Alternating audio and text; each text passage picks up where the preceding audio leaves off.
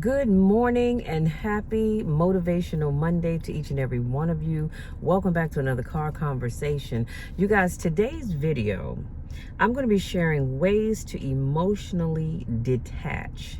And if you know me, then you know this is based off Stoic wisdom. Now, before I jump into this video, I do want to say if my camera angle looks off, it's because I'm using a different tripod. I think I told you all that I broke my other one last week as I was trying to rush to get my video done and get to church because we were setting up for communion, and yeah, it was just a rough day. So until I find my other tripod that I can adjust the legs on and make the height just right, I'm gonna have to use this. Okay, so having said all of that, if you're new to my channel, welcome. Thank you so much for joining me. If this is not your first rodeo, welcome back. Y'all know I miss you when I don't get a chance to see you. So now let's jump into ways to emotionally detach.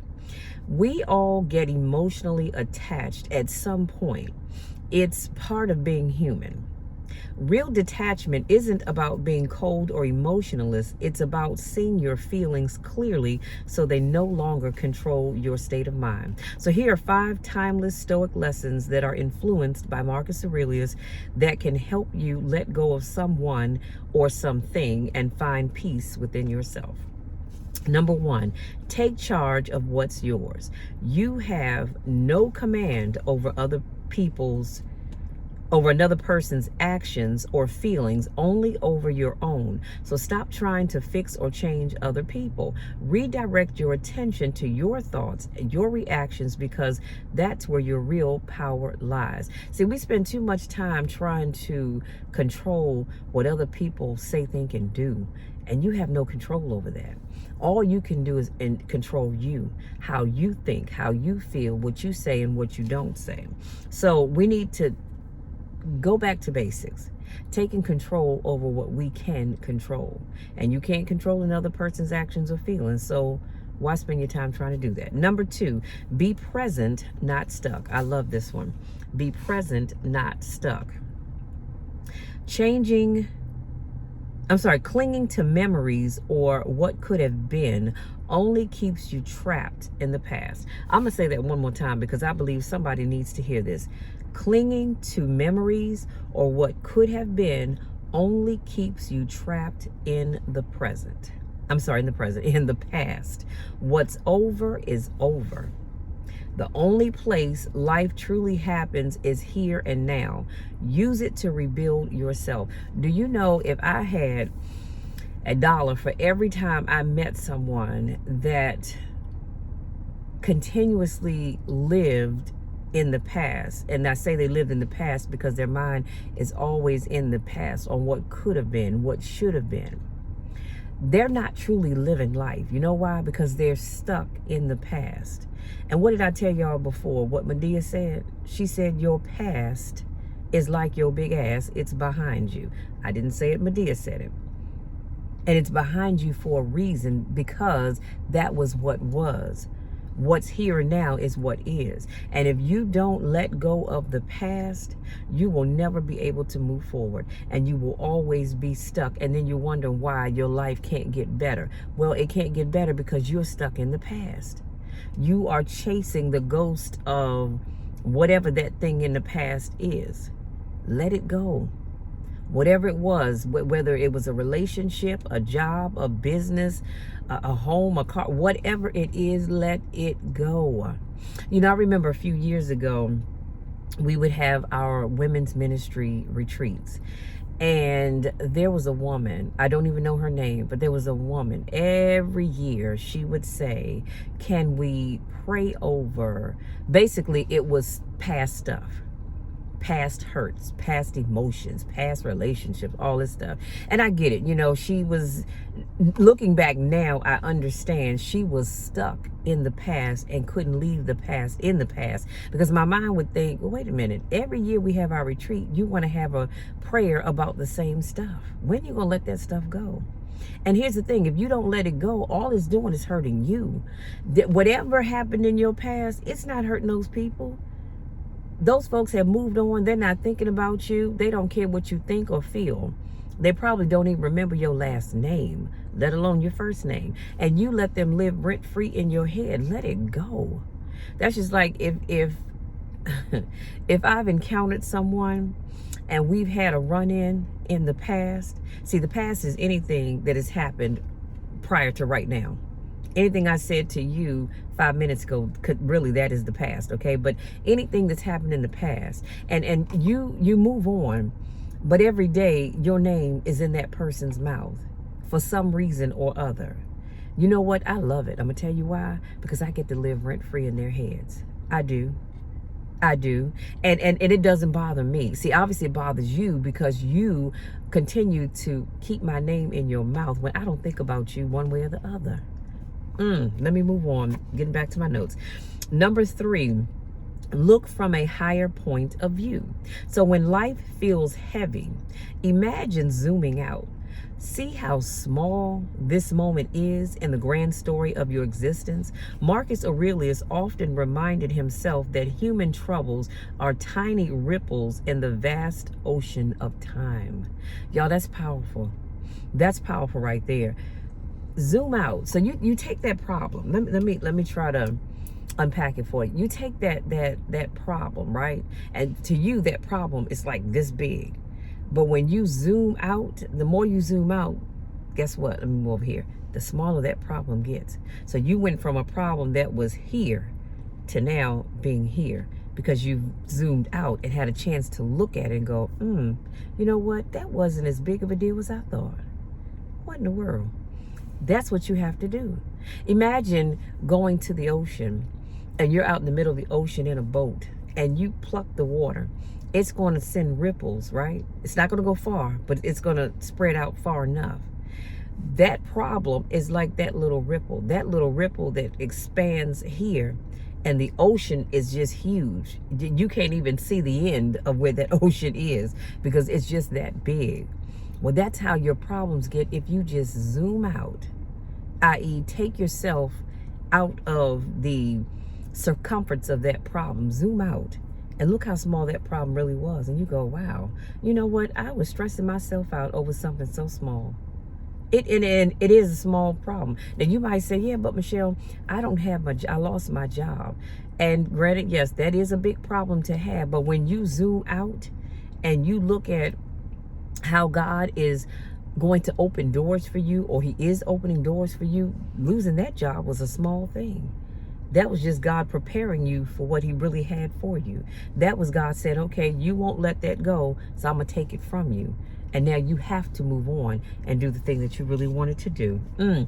Number 4, let go of the illusion of permanence. Y'all, this is powerful. Everything around you, people, emotions, even pain is temporary. I'm going to say that again because somebody in the back of the room didn't hear me. Everything around you, including me, people, emotions, pain, it's all temporary. Let me pause right here for just a second. Wait a minute. Oh, God, y'all, excuse me. My sinuses are bothering. My sinuses have been bothering me. I was hoping I can get through this without sneezing. So please forgive me. But let me unpack this really quickly. Have you ever had a time where you hit your toe on something, and I mean it hurt? Oh, Lord, the pain traveled from your toe all the way up to your mind. That's how painful it was. But then you took some Tylenol, some Aleve, some Advil, Motrin, whatever it is that you take, and that pain was gone.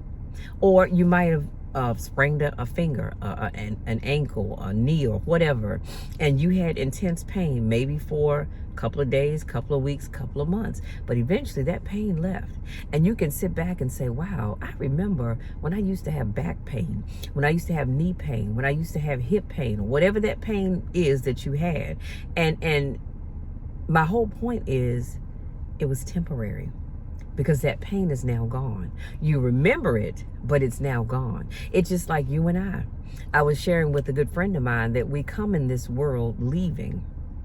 And he said, what do you mean by that? I said, well, everything that's born will die.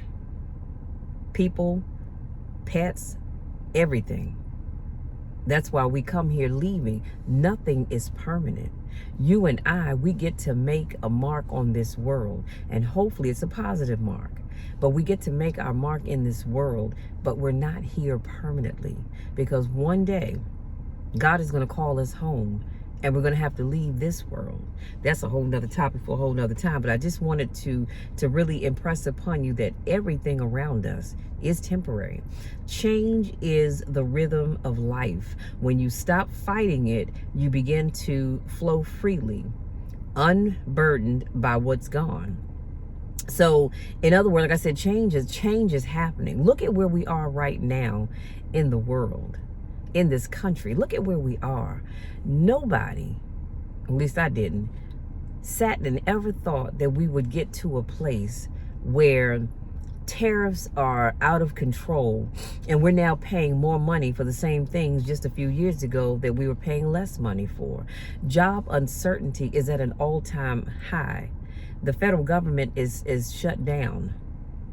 And there are there are some people who are considered essential that have to continue to work, but they're not getting a paycheck. Who thought we would be here? And all because you have folks that sit on high that say, well, hey, we got to get rid of this affordable health care. We can't keep doing this. Why? We all get sick. We all will need medical attention at some point in time. So why would you take medical coverage away from people that will need it at some point in time? But I digress. Let me get back to my notes. The whole thing is getting rid of the illusion of permanence, because nothing is permanent. We hope now some marriages, people get into marriages and they last. There are folks that have been, my parents have been married for 60 some years. There's some people have probably been married longer than that, a whole lot less than that. And so we get into these marriages even thinking this is a permanent thing until death do us part.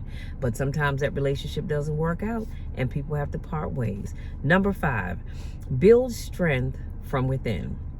Don't let your peace depend on someone else's presence or approval. Can I say that one more time? Don't let your peace, my peace, our peace depend on someone else's presence or approval. Create stability inside yourself through discipline. I can't even talk today. Through discipline, reflection, and calm thinking. When your foundation is within, no one can shake your peace. Y'all, we can shout, take up the offering, give the benediction, and go on home just off that. We have got to stop allowing other people to create the peace within because we need their approval. I don't need your approval, and you don't need my approval. As long as God approves of Michelle and what Michelle is doing, what Michelle says, I'm good. I don't need man's approval ever. I don't need pats on the back. I don't need applauses. I don't need all of that. But you get in trouble when you put your peace in somebody else's hands. Never will I do that. My peace does not come because of you. My peace comes because of me, knowing who I am, but most importantly, whose I am. So I like this when it says, when your foundation is within, no one can shake your peace. So we've got to learn to build strength from within. And here's the problem. Here's the problem that I have. Excuse me, y'all. When you allow the outside world to strengthen you, you set yourself up for failure. You know why? Because we are human and people will let us down. Sometimes they do it intentionally, sometimes unintentionally, but the fact still remains that people will let you down. And so when you are not able to build your strength from within, you're setting yourself up for failure. And then you wonder why. Well, you're setting yourself up for failure because you're allowing other people and other things to make you strong. God gave you the power to be strong. You have it within you, but you have to believe it. And the sad reality is a lot of people don't. They need somebody to tell them you are strong. It's great when you hear that from other people, but I don't have to hear it from other people because I already know that. I'm strong both physically and mentally. I know that. I know it up here, but I also know it in my heart. God has already told me that. So I don't need to count on other people to validate my strength. Okay, y'all, that's it. That's all I have, because I have a couple more videos I need to record so I can get up out of here and get Dad to physical therapy. And an hour and a half. So I got one more video to film, and then we're gonna get on out of here. Right here in the DMV, I don't know where you all are, it is 47 degrees. It's a little chilly side, so I do have my heat up, so if you can hear the fan blowing, that's why. But it's going to be a great day no matter what. No matter what happens, it's going to be a great day. Why? Because you're here. You're here, I'm here. God is in the midst of everything, so it is going to be a great day. Having said that, you guys, go out there, enjoy the rest of your day. No matter where you go or what you do, enjoy, have fun, just be safe, okay? Please, please be safe. And I'm just going to ask you, as I always do, continue to pray for me, because I'm always praying for you, and watch God change things. God is in control. I know somewhere somebody is saying, but Michelle, you don't understand. My benefits are being cut off, because I've been hearing all this talk about SNAP benefits being cut off next month. God is still in control. And that's what I need you to understand. God is still in control. He made a way for you before. Guess what? He's going to make a way for you now.